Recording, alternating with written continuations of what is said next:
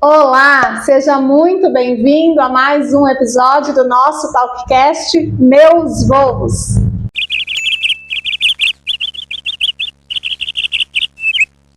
E hoje estamos aqui com um convidado muito especial, que eu tenho certeza que você vai gostar muito de ouvir, mas vou deixar, como sempre, que ele mesmo se apresente. Seja muito bem-vindo. Obrigado, Grise, pelo convite. É um prazer, é uma honra estar aqui com você. É um prazer te receber aqui. É sempre muito bom estar perto de você. Conta para as pessoas quem é você, o que você faz da vida. Então, eu sou Josemar Fonseca, sou psicanalista clínico, terapeuta sistêmico, sou reikiano, entre mais algumas coisas, mas eu acho que esse é o foco principal aí dos atendimentos, de estudos, né, da vida no cotidiano hoje, se fica nesse escopo, que é a psicanálise, a terapia sistêmica e trabalho um pouco também com o reiki. E conta para as pessoas que estão lá em casa o que é exatamente ser um terapeuta sistêmico. O que significa isso na prática para quem não conhece muito dessa técnica?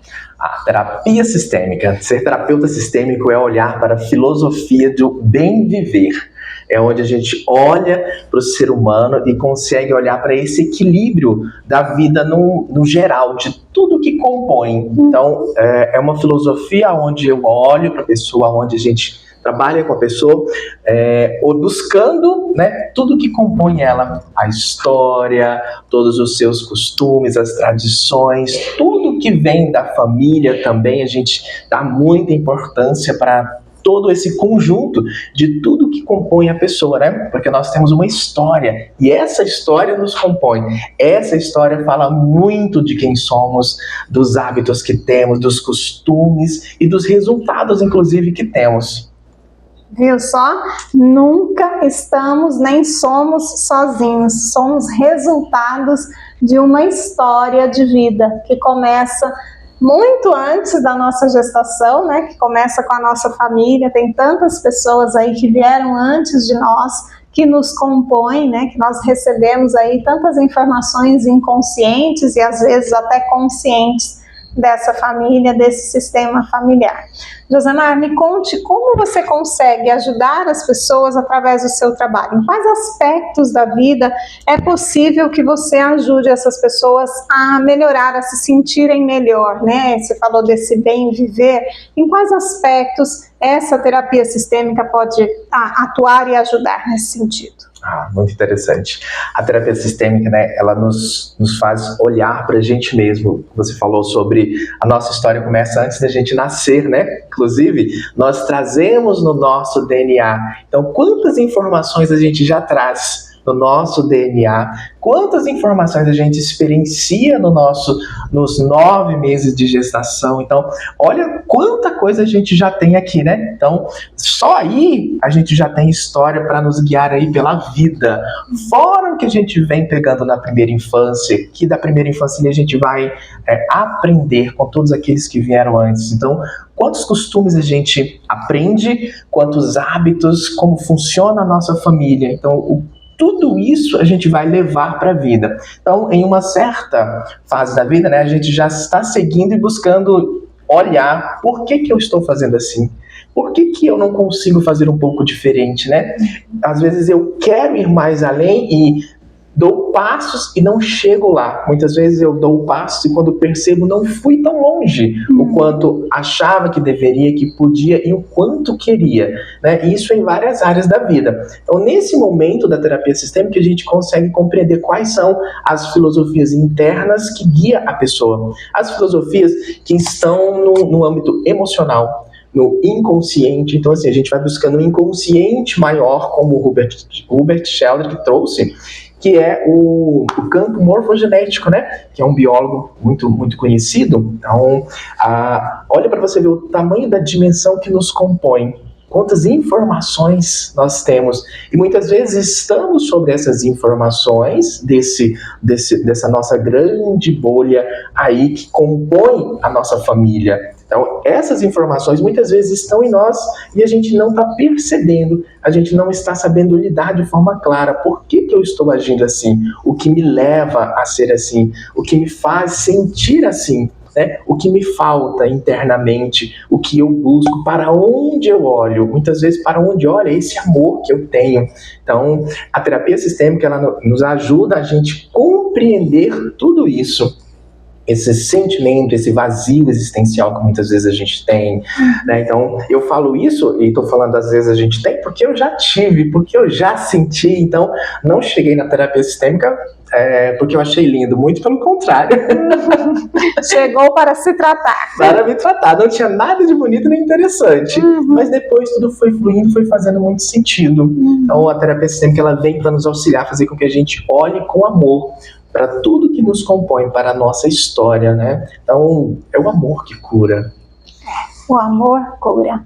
E você falou aí do ponto que eu considero muito importante, que a grande maioria das pessoas não conhece, não sabe que existe, ou pelo menos não tem, assim, muita familiaridade, que é a questão do campo morfogenético. Você pode explicar um pouquinho de um modo bem simples para quem não conhece e não é da área? O que seria esse campo morfogenético? Assim, o Hubert Shelder, que trouxe, fez pesquisas, tem livros e tudo mais, então eu vou falar de uma forma bem simples, como eu falo no consultório para os meus pacientes, que é da seguinte maneira: quando a gente imagina um campo morfogenético, então nós estamos falando de uma bolha invisível, onde tem eu aqui na ponta e tudo que me compõe, meus pais, meus avós, geneticamente, né? Então, tudo o que compõe meu pai, a minha mãe, todas essas informações, isso não fica ao léu, perdido, né? Não, existe como se fosse uma bolha invisível, onde existem todas as informações de tudo isso que compõe.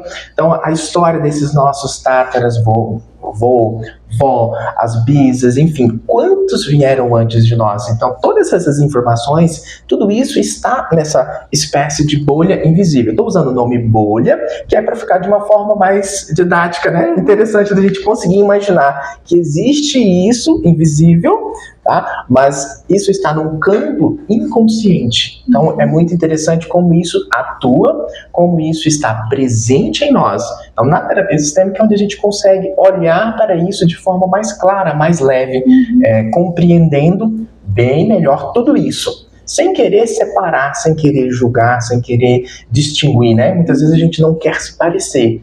Então, e eu não tenho como não me parecer com aquilo que eu sou, com aquilo que me compõe. Então, essa percepção faz com que a gente mude o olhar, e aí eu consigo enxergar tudo que compõe essa bolha de uma forma muito diferente. É esse olhar que faz com que as informações que estão aqui dentro, que são acumuladas de gerações em gerações, possa trazer muitas vezes a solução daquilo que eu busco. E você falou uma questão importante também, que é o julgamento. Como o julgamento interfere no bem-estar das pessoas na vida de modo geral? Quando você recebe um cliente lá no seu consultório e que ele te traz uma situação que ele está vivendo, um sintoma, algo que não está indo muito bem, e nessa conversa com ele fica fácil de perceber que a fala dele é carregada de muito julgamento. O quanto esse julgamento tem relação com aquela parte que não está tão agradável assim na vida, e como trabalhar isso no consultório? Bem interessante, porque é desafiador, né? A gente levar alguém a olhar para aquilo que muitas vezes, quando eu estou num ponto de julgamento, e muitas vezes eu nem percebo que eu estou num ponto de julgamento, porque eu só busco, meu olhar muitas vezes é buscando algo melhor. O olhar da pessoa, do cliente, do paciente, ele sempre está buscando o quê? Fazer um pouco diferente, fazer melhor. E esse olhar, que quando a gente olha, ele não está, inicialmente, a pessoa nem consegue perceber que é um julgamento. Então ela não vem sabendo que ela está carregando um julgamento, porque muitas vezes aquilo que ela está fugindo realmente foi uma situação difícil, foi dolorosa. Então chegar e falar, como não julgar, né? Como não ter esse olhar? Então, só que, ao mesmo tempo, quando eu olho para algo que me compõe, da minha história, e eu quero tirar aquilo, né, eu não concordo com aquilo, eu, de alguma maneira, julgo, mesmo que seja por amor, né, ou falta de conhecimento, não tendo a compreensão de tudo isso, o resultado vai ser sempre disfuncional. Então isso pode chegar... Ou seja, não importa se eu sei ou não sei que aquilo não é bom. vai atuar da mesma forma. Vai Se atuar. eu julguei, o BO já está assinado, é isso? Já está assinado. E muitas vezes a gente vai recebendo os BOs e nem tem a consciência, né? Muitas vezes a gente assinou esse BO lá nos 5 aninhos de idade, nos 7, nos 12. Então as crianças já julgam. As crianças já julgam. No renascimento, que a Gris nem gosta de falar, a gente percebe que o julgamento acontece também lá dentro. Desde o ventre materno. Olha que prática antiga na nossa vida, né? E abrir mão disso, realmente, como você disse, não é um processo simples, não é uma coisa fácil. Nós não temos um botão que a gente aperta e automaticamente a gente deixa de julgar, né? É um processo contínuo, diário, um exercício realmente que precisa ser feito diariamente para que consiga sair dessa posição. Às vezes não se consegue por completo, né? Mas aí a gente fica nesse processo de julgo, percebo, tomo consciência, volta para a postura adequada. E como que isso funciona aí com as pessoas que você tem trabalhado, né? Ao longo aí da sua carreira. Como você percebe esses resultados? É dessa forma mesmo que eu te disse? É assim que as pessoas estão funcionando? Como que está isso lá na sua prática do consultório? Tá. Vou só voltar um pouquinho aqui, vou só finalizar para deixar mais sim. claro um detalhe. Porque eu falei, né?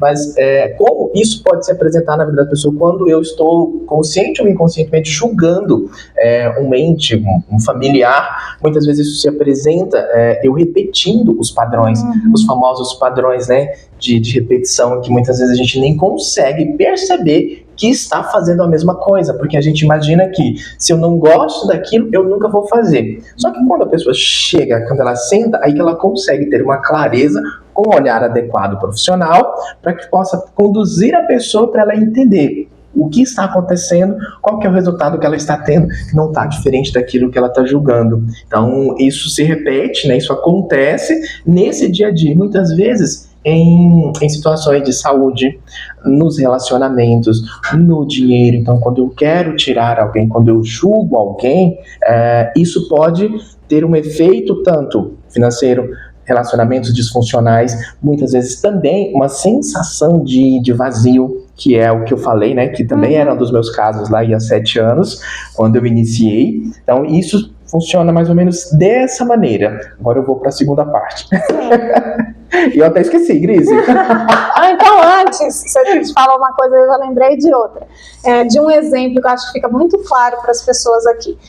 Os pais, né, conseguem perceber essa repetição de padrão de um modo muito claro. Eu sou orientadora de pais, eu recebo muitos pais, mães no meu consultório que chegam aqui e falam assim: eu falei que eu ia fazer tudo completamente diferente da minha mãe ou do meu pai, e hoje eu me pego fazendo exatamente igual e não consigo fazer diferente. Que mágica é essa? O que acontece que eu não consigo me desvincular disso? É isso que acontece, né? Exatamente, é isso que acontece e às vezes demora pra gente concordar que está repetindo, porque às vezes a gente reluta, acontece, a gente não consegue concordar internamente e segue por um tempo reproduzindo os mesmos resultados, mesmo não concordando.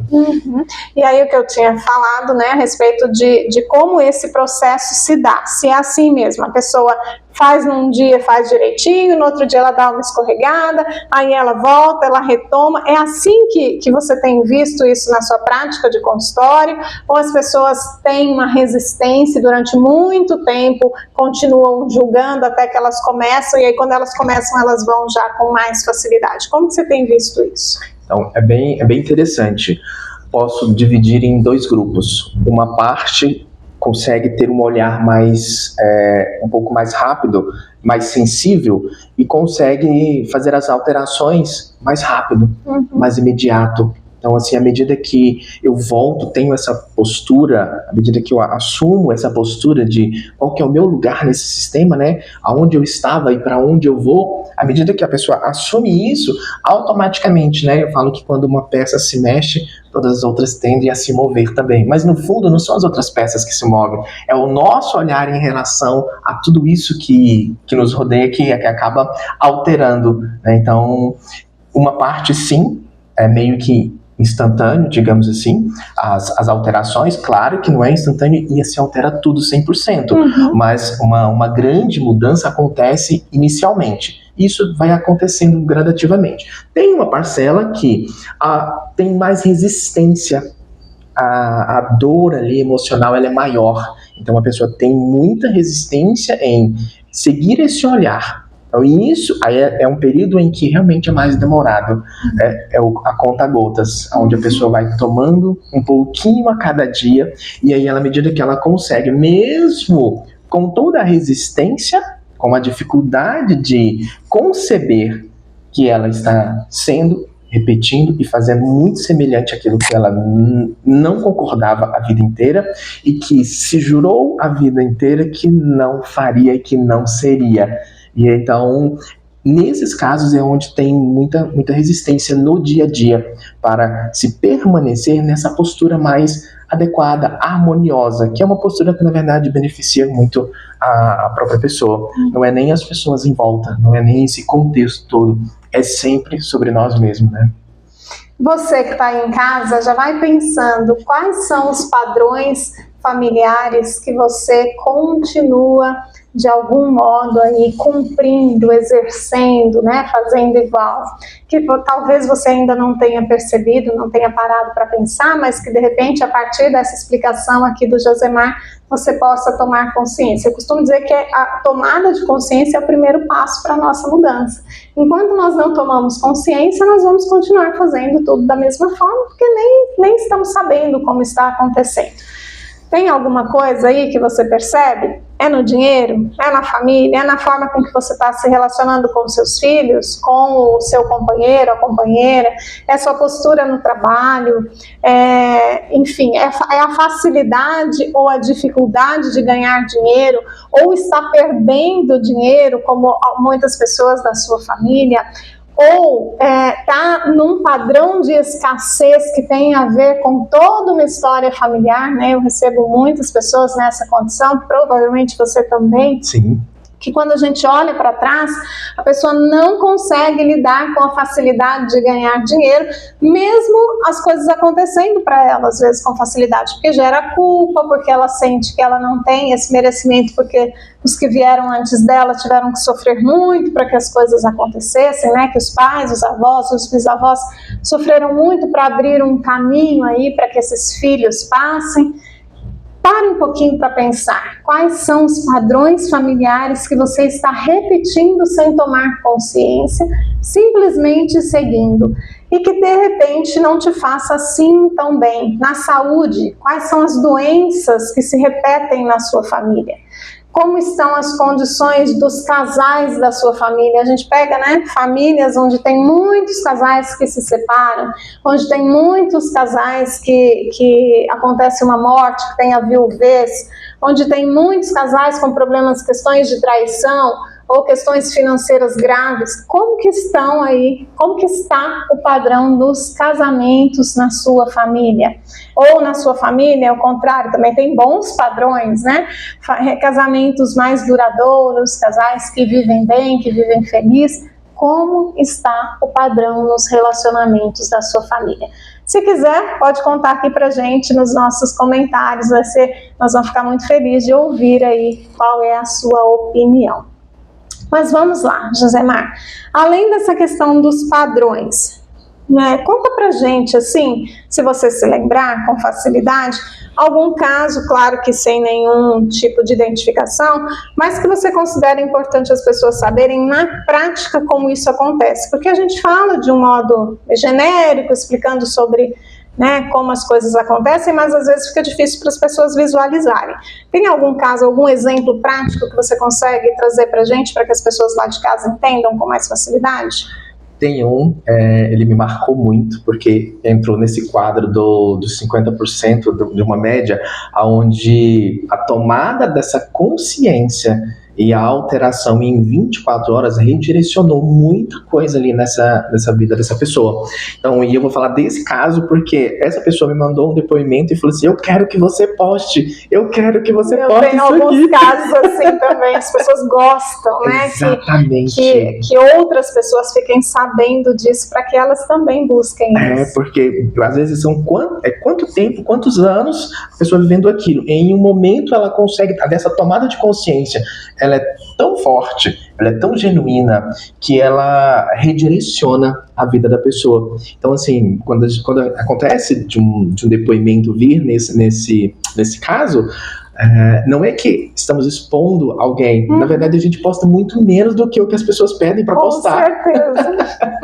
E esse caso, em específico, é de um homem, né, eu vou até postar esse depoimento depois, é de um homem que ele falou assim para mim: eu não tenho facilidade para ganhar dinheiro, eu ganho 1 milhão, mas eu termino devendo meio milhão. Então, assim, eu ganho 1 milhão e eu termino devendo muito. Então a gente foi durante a sessão, a observação de tudo que colocava, do que compunha a história desse cliente. O próximo passo, né, que seria dessa repetição de padrão, seria aquilo que ele mais temia que aconteceu com ele, o que ele julgava, né, foi a presença, o pai não ter estado com ele na infância. Então era o que ele mais temia e era o que estava acontecendo. Ele já não estava com o filho. Então seria o próximo passo, o afastamento maior ainda. Então eu costumo dizer o seguinte: quando a gente descobre qual que é a dor do outro, quando a gente passa por aquela dor. Então eu só sei o que é para um pai, para uma mãe, né, não estar com o filho, quando eu me torno pai ou mãe e também por algum motivo não posso estar. E a gente imagina que o nosso motivo, ele é muito mais digno, né? E na verdade não é, o resultado é o mesmo, né? Às vezes a presença que me foi negada é a mesma que eu vou negar. Então, esse olhar, então, para essa pessoa, foi muito interessante que a ação sugerida, a execução, no outro dia tinha uma reunião e a pessoa conseguiu fechar um negócio milionário. Então foi muito rápido, né? Então por isso que essa pessoa me mandou o depoimento e falou: eu preciso, posta isso, posta, e me mandou um áudio contando como que eu tinha que fazer o roteiro para mais pessoas. Que ótimo. E é muito... A gente fica muito feliz, né? É muito gratificante ver o resultado disso na vida das pessoas. E como você bem disse, algumas pessoas basta você dar a informação e ela faz o que precisa ser feito e muito rapidamente os resultados aparecem. Outras têm um pouquinho mais de dificuldade, como você bem disse, são aquelas pessoas que ficam mais apegadas à dor, né? Às vezes não é nem porque a dor foi maior, porque a dor não dá muito pra gente medir, né? Dor, a maior dor é aquela que eu tô sentindo. Exatamente. Sempre. Então, mas mesmo assim, eu percebo que algumas pessoas que chegam para mim, né, com grandes sofrimentos, elas têm uma percepção que se ela desistir do julgamento, é como se ela achasse que foi bonito aquilo que aconteceu com ela. É como se ela concordasse no sentido de querer continuar aquilo e achar que está tudo bem as pessoas fazerem aquilo que foi feito com ela. E aí o que a gente sempre explica é que não é isso. Quando a gente fala concorde com o seu passado, concorde com o que aconteceu com você, é porque você só tem duas opções. Ou você concorda com isso ou você continua brigando com a vida. Porque você não pode voltar lá no passado, você não tem um botãozinho que aperta, que te faz voltar na situação e que faz a situação se modificar. Ela já existiu daquela forma. Então, ou você concorda que aquilo aconteceu exatamente como aconteceu e que o outro tinha os motivos dele, que muitas vezes não tem nada a ver com você, para que executasse daquela forma, ou então você vai passar o restante da vida brigando com a vida, indignado e automaticamente infeliz. Quanto mais as pessoas são apegadas à dificuldade, à dor e ao sofrimento, mais infelizes elas estarão. Então, às vezes a gente dá o comando, a pessoa já decide ali que ele vai desistir daquela dor e automaticamente aquilo acontece. Outros já ficam ali grudadinhos nessa dor por mais tempo e aí a gente precisa dizer verdades que às vezes as pessoas não gostam de ouvir, né? Exatamente. Como frases do tipo: o azar é todo seu, se você ficar com essa dor é você mesmo que vai sofrer. porque cultivar raiva, mágoa, né, qualquer sentimento assim em relação ao outro, a algo que o outro fez com você, é o mesmo da gente tomar veneno esperando que o outro morra, passe mal ou sofra de algum modo, né? Não, a dificuldade, você está agarrada nela e é você que vai sofrer as consequências dela. O fato já aconteceu.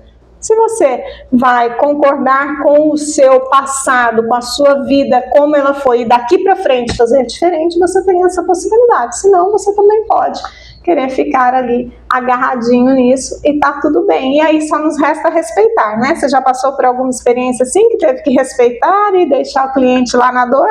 Já, no primeiro ano de atendimento, era o saber que a pessoa tem o direito de carregar essa dificuldade ainda, mas depois eu consegui seguir com isso com leveza e realmente respeitar esse processo. A escolha é sempre da pessoa. Inclusive o mérito dela sair também é dela, porque é uma decisão interna, não é algo que a gente faz, até porque não tem um roteiro. Não tem um roteiro que você segue com as pessoas, porque a cada pessoa ela tem uma dor. Essa dor, ela tem uma origem e isso tem todo um apanhado, tem toda uma história por trás. Então não é eu querer que ela mude, que ela entenda. É uma decisão dela. Única e exclusiva dela. Né? Então, se você liberar isso, não é que eu estou concordando. Então, a partir de agora eu vou concordar que então estava certo aquilo que fizeram comigo? Né? A pergunta, a gente é nítida que a pessoa fica nessa interrogação. Então quer dizer que é certo o que ela fez comigo? Não é, e eu sempre falo, não é sobre ser certo ou errado. É sobre o quanto isso te prejudica. O quanto isso faz com que você não tenha todos os resultados que você quer. Não é sobre ser certo e errado. Não é o outro está errado ou você está certo. Ou você está errado ou o outro está certo. Mas qual que é a tomada de decisão que eu tenho a partir de agora. Como você disse, não tem um botãozinho que eu volto lá e muda a história porque eu não concordei. Porque eu acho que deveria ter sido diferente. Não vai alterar.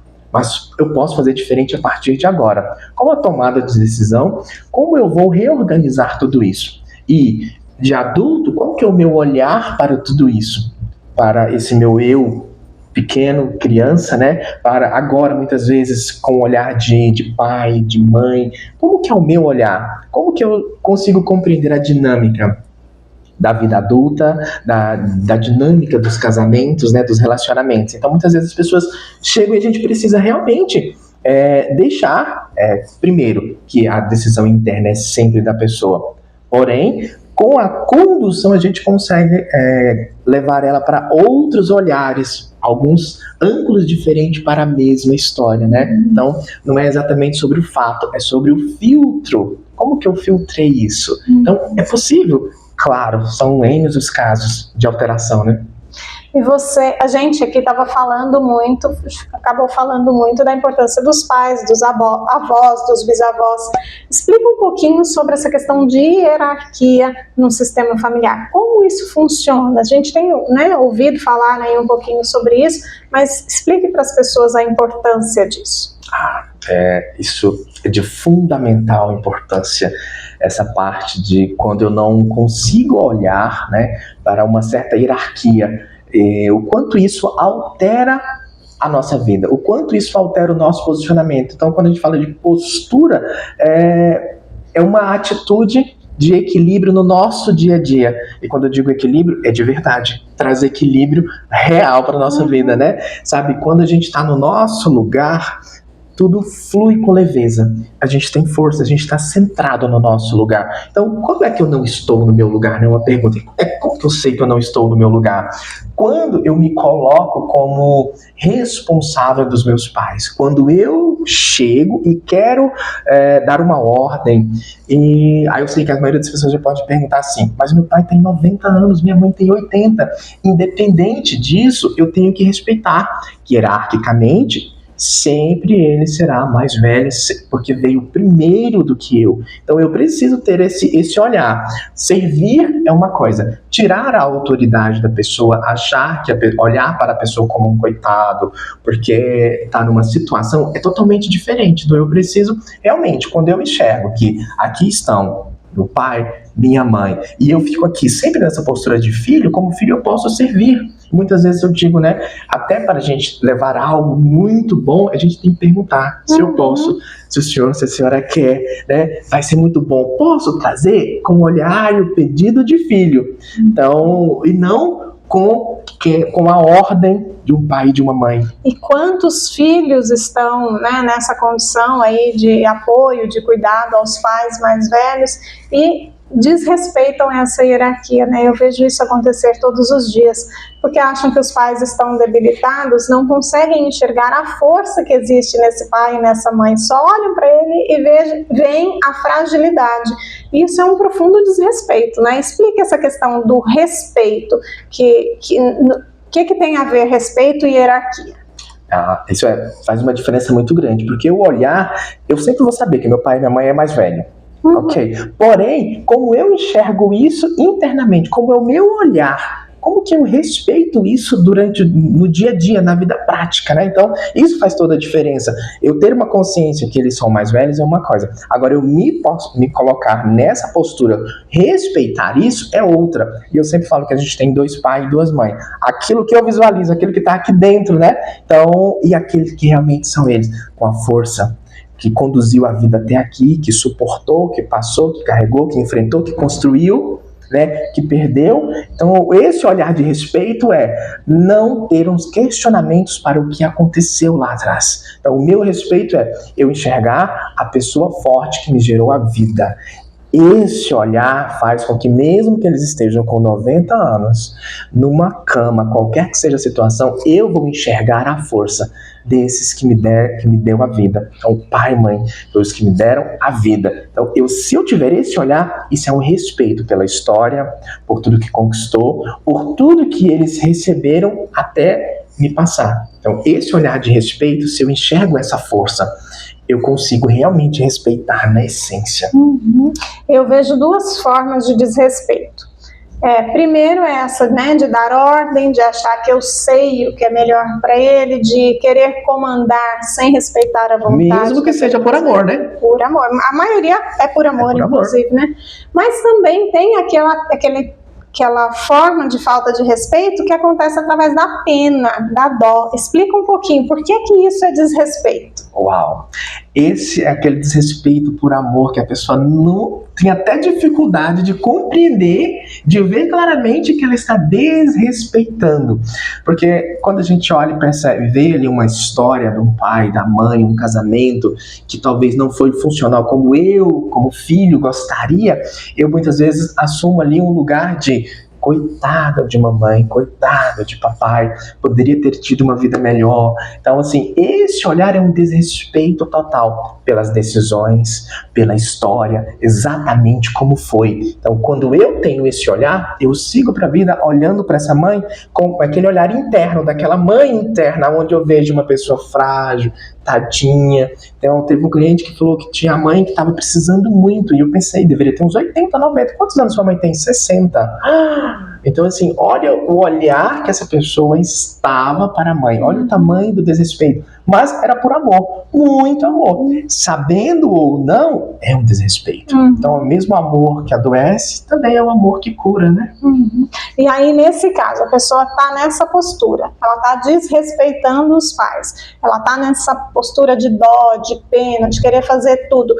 Como isso pode influenciar na vida dela? Nossa! Isso tem um peso muito grande e é o mais difícil, como eu falei, né, de ser percebido, porque quando eu automaticamente tenho dó, pena da minha mãe, e uma frase que as pessoas falam assim, nossa, minha mãe é muito forte, né, e a gente sempre tem dó daquele que luta,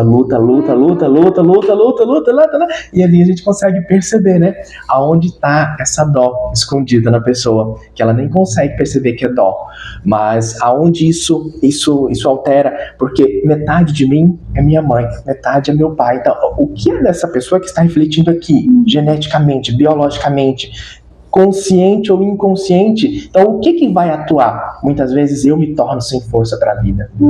Eu me torno aquilo que eu tenho mais medo, que eu não gostaria. Então, no anseio de salvar mamãe ou salvar papai, eu desfoco da minha vida. eu me torno fraco para a minha vida, ou então eu luto muito, faço muito esforço para ter algo que poderia ser com muito mais leveza. Então essa dó se reflete muito. Aí eu saio da minha postura, eu saio do meu lugar, eu tenho falta de respeito, eu tenho falta de força para gerar os meus resultados maior. E muitas vezes eu não consigo nem olhar com tanta plenitude para minha família. Por quê? Porque eu ainda estou querendo salvar alguém que não precisa da minha salvação. E lembre-se que isso é diferente de abandonar os pais. São coisas completamente diferentes. Eu sempre conto a história do meu pai. Meu pai faleceu com câncer aos 71 anos, ficou conosco 50 dias quando soubemos que ele estava doente, e ele recebeu todos os cuidados que ele precisou, mas na postura adequada. Em nenhum momento eu olhei com pena do meu pai por aquilo que ele estava passando, muito pelo contrário, eu enxergava. Claro que a gente tem compaixão, né? Você tem um amor, o outro está sofrendo, aquilo dói em você, ninguém quer que alguém que a gente ama sofra.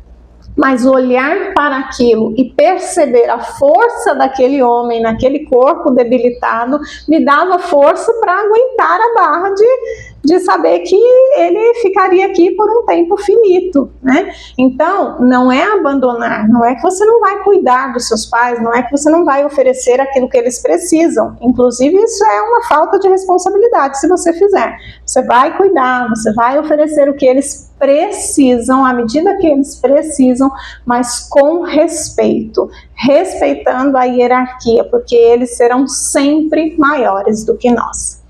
E a questão do pertencimento, que muito se fala quando a gente fala de terapia sistêmica. O que seria isso? Explica pra gente. Pertencimento, olha, é um dos temas mais, eu acho que ele é muito amplo, o pertencimento, né? Porque a gente chega em questões que são complexas de quando se olha pela primeira vez, mas depois se torna lindo.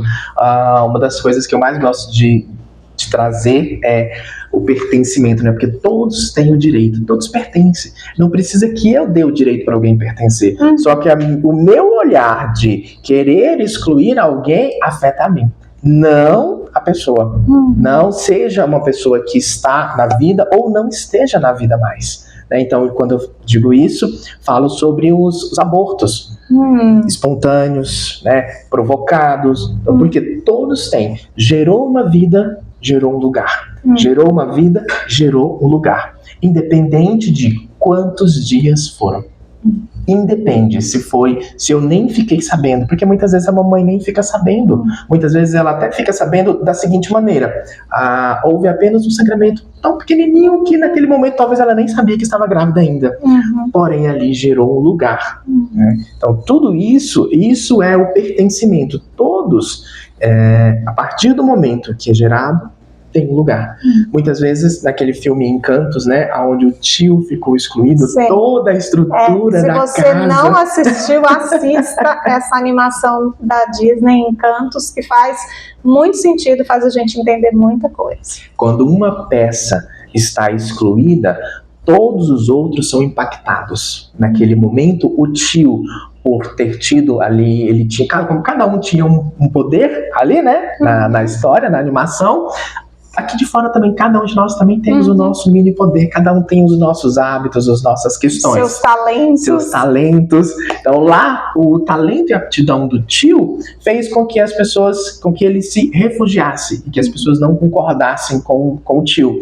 E isso enfraquece o elo, aonde chega um momento, onde vai gerando uma desconexão, isso vai gerando um enfraquecimento, tá? Então lá, chegou-se um momento que precisou trazer o tio para que tudo pudesse se restabelecer. E na nossa vida também é. Então, como que isso acontece no dia a dia, né, Grise? No caso de abortos, por exemplo, muitas vezes a mamãe, o papai, no relacionamento, o relacionamento tende, se não for dado um lugar, compreendido isso, olhado para isso, o casal a perder força, se distanciar emocionalmente. Não é que o amor acaba, mas há como se houvesse um vazio entre o casal, e isso vai se distanciando, e chega um momento que mesmo amando, não faz sentido seguir juntos. Então, quando alguém não é reconhecido, há um distanciamento. E isso, falei numa vida de casal, porém, há também a perda do dinheiro, a dificuldade do dinheiro ficar, porque os sintomas que chegam, eles são para representar uma causa, né? Então, assim, tem o que houve... Às vezes até na saúde, né? Muitas vezes na saúde também. Então, por exemplo, agora falei do aborto, mas outra prática também é um tio que, por exemplo, é alcoólatra, e a gente exclui, a gente não quer esse tio, a gente nem quer nem lembrar desse tio porque ele representa uma vergonha, né? As prostitutas, uma pessoa que trabalha com a sexualidade, então tende-se a gente a não querer porque representa uma vergonha. Então esse sentimento aqui faz toda a diferença. Como que eu olho para isso? Não significa que eu tenho que estar lá o tempo todo convivendo com a pessoa, não é sobre isso, mas como que é isso aqui internamente? Né? E aí, de novo, a gente volta no julgamento, no né? julgamento, né? Grande parte das exclusões acontecem por conta do julgamento. Exatamente. Então, esse pertencimento, gente, todos, sejam um abusador, que é uma temática complexa, porém, também tem a relevância do mesmo jeito, tá? Uma coisa é explicar, outra coisa é justificar. Nada da temática sistêmica justifica. Então isso é muito importante. Explicar para trazer uma ordem, mas não justifica. O que é cabível, o que é legal, precisa ser executado. Porém, para que haja uma ordem, para que essa filosofia possa trazer um equilíbrio para nós e para esse sistema, para que as pessoas fiquem livres, é isso que acontece. É esse olhar, a tomada de consciência, o nosso olhar sem julgamento, esse olhar com respeito, faz com que o equilíbrio funcione, para que a vida flua, nós e também dos nossos descendentes. Faz toda uma diferença. E aí ficou um outro ponto que eu acho importante a gente falar. Nós já falamos da questão da hierarquia, falamos do pertencimento, e você já começou a falar um pouquinho dos relacionamentos de casal, relacionamentos de parceiro. Fala um pouquinho sobre o equilíbrio nessas relações. Nossa, esse equilíbrio é muito interessante, porque muitas vezes, onde que eu desequilibro, né? Primeiramente, o que é o equilíbrio? Isso aqui é uma balança, é uma representação de uma balança. Se isso aqui tá em equilíbrio? Não. Mas como seria isso num relacionamento, por exemplo? Também vale para os relacionamentos de casal, de parceiro, como de amizades também, né? Então, quando eu começo a dar demais para o outro, fazer demais para o outro, eu estou gerando isso aqui, um desequilíbrio nessas relações. Para que haja equilíbrio, precisa estar mesmo peso, medidas parecidas. Então eu preciso fazer isso. Mas aonde que isso desequilibra? Muitas vezes é um padrão também familiar. Muitas vezes nós, mulheres da família, fazemos assim, nós, homens da família, fazemos assim. Então a gente muitas vezes nem percebe, só está repetindo. E a gente acha e acredita verdadeiramente que aquilo é o melhor, é o mais indicado, né? Então, nem sempre. Então, a gente percebe ali, muitas vezes acontece. Outras vezes acontece aonde? Na infância. Quem eu precisei ser, enquanto criança, para poder ganhar o que eu queria. Então, eu precisei ser aquela criança que fazia muito, agradava muito. Quando eu vou para os meus relacionamentos, o que eu vou fazer? Eu vou desequilibrar aquele relacionamento. E aí entra o sentimento de, nossa, mas a pessoa não reconhece o meu valor. Mas essa pessoa não sabe, essa pessoa não reconhece. Então, entra-se num tanto de questões, né? Mas ela não consegue perceber que ela está entregando muito, fazendo muito, e isso está desequilibrando a relação. Então, quem faz muito tende a afastar o outro. O outro muitas vezes vai cultivando nele uma raiva que ele nem sabe de onde vem, né? E ele mesmo se culpa. Já recebi no meu consultório pessoas com essa culpa. Fala, eu fico com raiva do meu marido e eu não entendo por quê, porque ele é um marido maravilhoso, ele faz tudo pra mim. E aí eu explico pra ela da onde vem essa raiva. Esse faz tudo faz com que a pessoa sinta que ela também está sendo desrespeitada. Porque se ele está fazendo tudo pra mim, ele está fazendo a mais. Ele não está me permitindo fazer o que é a minha parte. E isso vai gerando uma raiva, uma agressividade e faz com que a pessoa se afaste. Portanto, mais uma perguntinha aí para você pensar. Perceba como estão os seus relacionamentos. Se você é do tipo que entrega demais, sabe? Aquele que é sempre bonzinho, que está sempre servindo, que está sempre à disposição, que está sempre oferecendo tudo, passando por cima, inclusive, das suas próprias vontades. Aquela pessoa que tem muita dificuldade de dizer não, ela está sempre com um sim pronto e aberto para todas as outras pessoas, em especial aquelas mais próximas e mais íntimas. Isso vai gerando, como o Josemar falou, uma sensação de falta de reconhecimento, porque as pessoas não vão fazer o mesmo por ela, né? E ela faz isso muitas vezes por uma carência emocional, e aí eu já vou puxar a sardinha para minha brasa, né? E que isso tem muito a ver, Josemar também já falou aqui, no início da nossa vida lá, como nós nos sentimos dentro do ventre da mamãe, né? Se nós sentimos que estava tudo bem, estava tudo tranquilo, ou se eu sentir que eu tenho que salvar essa mãe porque ela está passando por uma grande dificuldade por minha causa, e aí isso vai gerando sentimentos como esse. Portanto, cuidar, né, desses 3 pontos faz muita diferença nos nossos resultados na vida. Josemar, vou te deixar aí escolher como você quer finalizar esse nosso bate-papo. Tem muita coisa ainda para a gente falar, com certeza voltaremos aqui, mas o que você quiser aí para finalizar e deixar de mensagem para as pessoas que estão nos vendo e nos ouvindo, pode ficar à vontade. Muitas vezes a gente chega numa fase da vida que a gente fala assim, eu já fiz tanto, nossa, e por que as coisas não estão fluindo, né? Por que as pessoas não conseguem ver o meu valor, né? E a terapia sistêmica vai te trazer esse olhar para você, para a sua história. Não é sobre o outro, é sobre o que eu estou fazendo, né, com a minha entrega, o que eu estou fazendo da minha vida. A infância é um terreno que a gente sempre vai pisar. Então, sempre vai pesar. Então, muitas vezes eu começo lá para compreender quais foram as sementinhas que brotaram lá, quais são as primeiras plantas, quais são as árvores que nasceram dessa infância, quais são os frutos que estão sendo gerados. Então, na terapia sistêmica, a gente consegue olhar para tudo isso. Mesmo com esse olhar dessa criança, quando consciente ou inconsciente, ela não conseguiu ter esse respeito, ela excluía o papai por amor à mamãe, ou ela excluía a mamãe por amor ao papai. Eu, aos 7 meses, dentro da barriga da mamãe, decidi que não me alimentaria dela, para não dar trabalho. Então, se não fosse o renascimento, como que eu acessaria essa informação? Olha o quanto isso fez sentido com uma frase que minha mãe falava.